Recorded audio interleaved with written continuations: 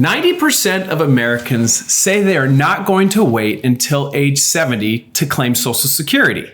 That is according to Schroders' survey of 1,500 American investors. And it flies directly in the face of what almost every financial advisor, calculator, and retirement article has been telling people for years. So who's right?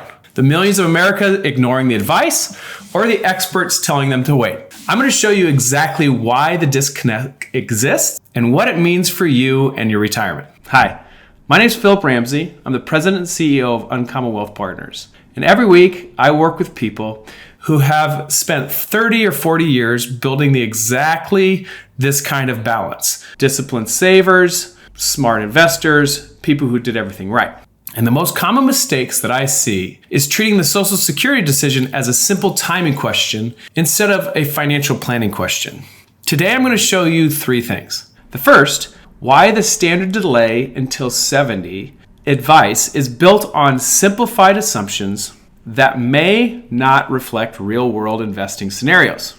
The second thing I want to show you today is that the data reveals what Americans are rejecting this advice, why they're rejecting it, and what to do about it. And the third is a framework that you can actually use to determine what actually makes sense for your situation, because there's a couple things to think about. Here's why conventional wisdom exists. The logic seems super airtight. You claim it at 62 and you get a reduced benefit from your Social Security. Wait till you're 70 and your benefit grows roughly 8% per year between your full retirement age and 70. Over 30 years retirement, that can mean hundreds of thousands of dollars more in your lifetime income if you wait versus taking it early. If you compare claiming it at 62 versus waiting till 70, many calculators estimate a break even around 80s, depending on the assumptions. You live past that age, waiting was the right call. Simple math, right? I don't know.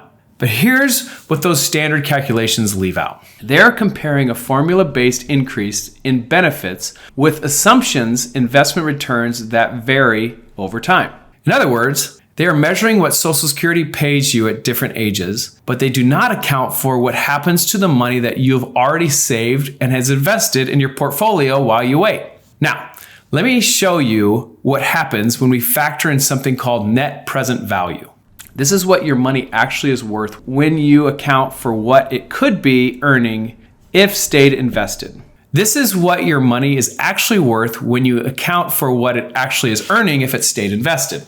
If we used a 4% discount rate for modeling purposes only, as actual returns vary, it's the compliance part of things, the break even could change and push past the mid to late 80s, depending on your specific numbers. If higher assumption discount rates, investment returns, are used for modeling purpose, the break-even age can extend even further. According to Social Security's own life tables, longevity probabilities vary widely based on age, health, household circumstances, and things like that. The point is not a specific number, but rather that the break-even analysis can change significantly when you factor in investment returns. Now, here's where things get really interesting. The survey found that 90% of Americans are planning to claim Social Security before age 70. And the financial media is framing this as a mistake.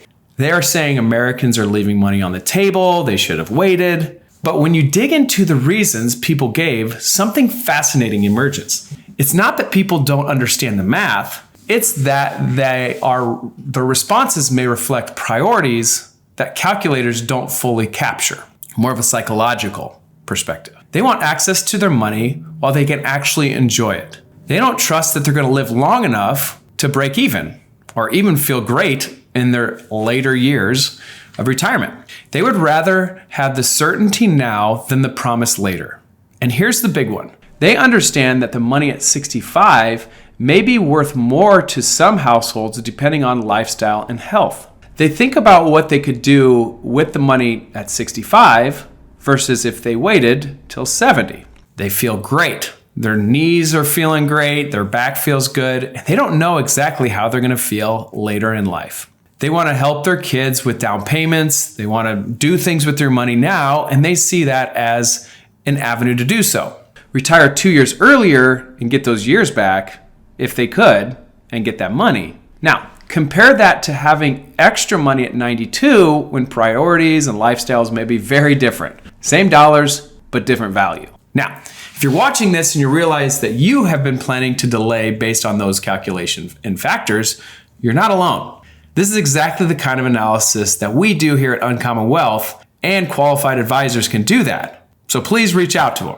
If you want to see real and what the real math looks like for you and your specific situation, I put a link in the description below to book a call with me. I'd love to talk about your current situation. Here is where things get even more interesting. For the certain clients in certain scenarios, we have found that claiming earlier can lead to a better overall portfolio outcome. Particularly in the early years of retirement, sequence of return risk is the highest. Not because they're not getting more from Social Security, but because the preserved of their portfolio during the most valuable years of retirement.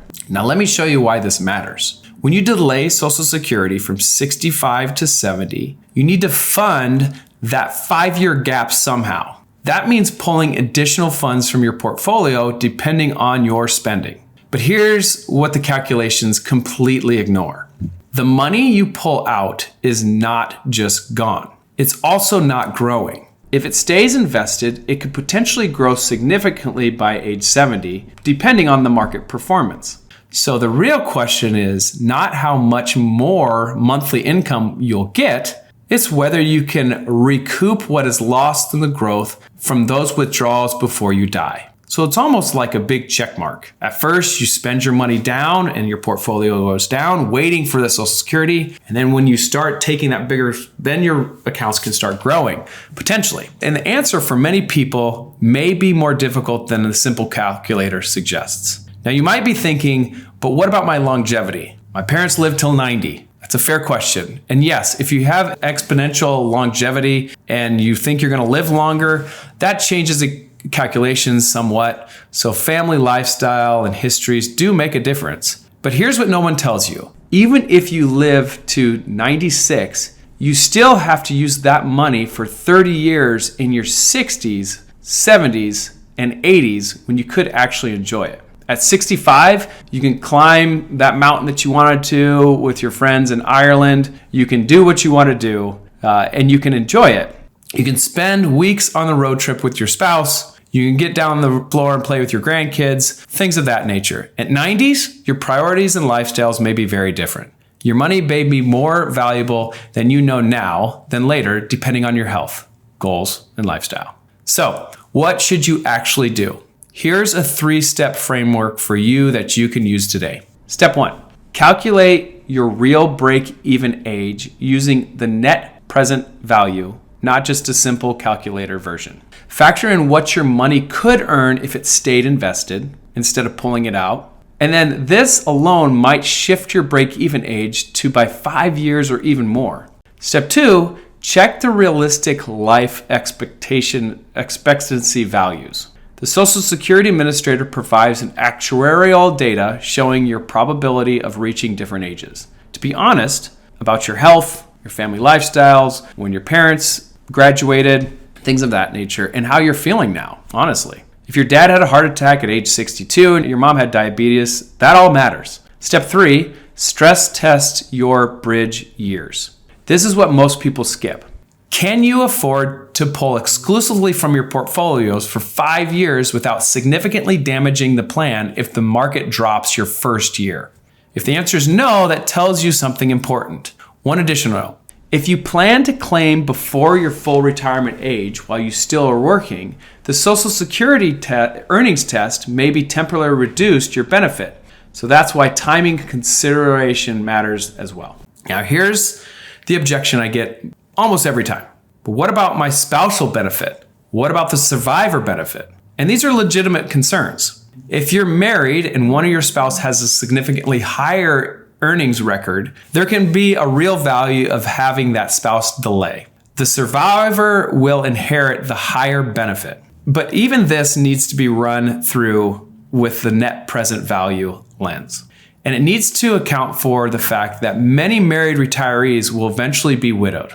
The question is whether the surviving spouse would be better off with the more money during the years that both of you guys are alive and living, or more money during the years of one of you is alone. Kind of morbid to think about. But it all is part of the calculation. For many couples, the answer is not what they initially expected. At the end of the day, here's the bottom line.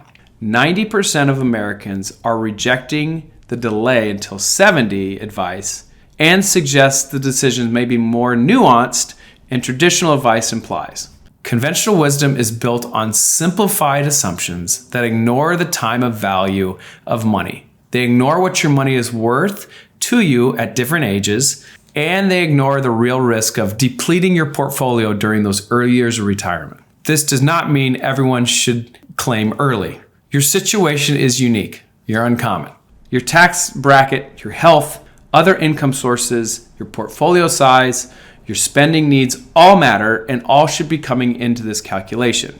But what this data reveals is that the blanket advice to wait may not fit for every household priorities or financial picture. The claiming decision is one of the biggest financial moves that you'll make for your retirement, and you want to make sure that the answer is right. So, if you want to sit down and run your specific numbers using real math instead of simplified calculations, please book a time with me. The link is in the description below.